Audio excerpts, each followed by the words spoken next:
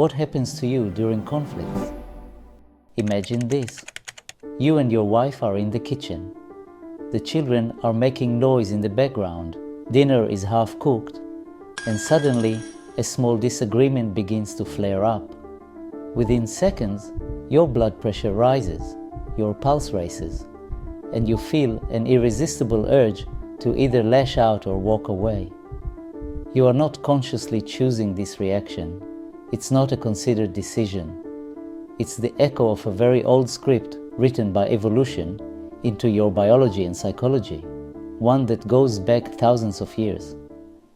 In the old days, men faced constant physical threats, rival tribes, wild animals, the daily uncertainty of survival. In that context, conflict demanded speed. You fought or fled. Sitting down to process feelings was a luxury no one could afford.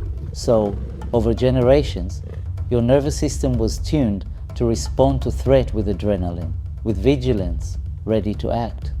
Meanwhile, women focused on nurturing children and sustaining the life of the community. For them, survival meant building connection, smoothing tension, creating bonds. Their instinct in moments of stress wasn't to flee, but to get closer, to talk, to seek reassurance and belonging. Since closeness meant safety and survival, they evolved to use emotional intelligence and relational strategies to resolve conflicts. Fast forward to modern marriage. These ancient instincts show up in the intimacy of the living room like a clash of cultures. You feel flooded, your body screaming for action, attack or escape, and your wife? She's feeling the same stress, but tends to reach for dialogue, for emotional closeness, for words. You both fall into the most typical pattern in marriage.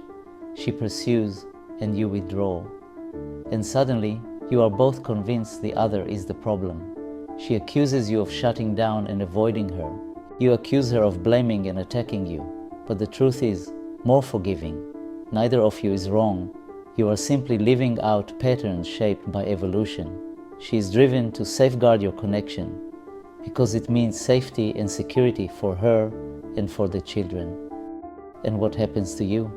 Let's look closer, because understanding your male brain during conflicts will help you accept and forgive yourself. Threat to autonomy and control. Historically, you needed freedom of movement to protect and provide. When you feel stuck and powerless, conflict may seem like a threat to your autonomy. Loss of respect. You are worried about losing respect. If you see yourself as a protector and provider, your status matters. You don't want to be seen as inadequate. Lack of competence. Conflict can feel like a challenge to your competence. If you can't fix this, then you are failing. Fear of losing her. Conflict can trigger in you a deep fear of abandonment and isolation. It feels safer to withdraw than to risk escalating into a major rupture. So, what should you do with these insights? See them through a lens of compassion. Compassion towards her and towards yourself. Realize that your urge is not a sign of weakness, but an old survival instinct. And now that you recognize how ancient instincts are pulling the strings, plant the seed for a new realization. Modern love is no longer a fight against predators and rivals, but a fight to stay close, to stay connected.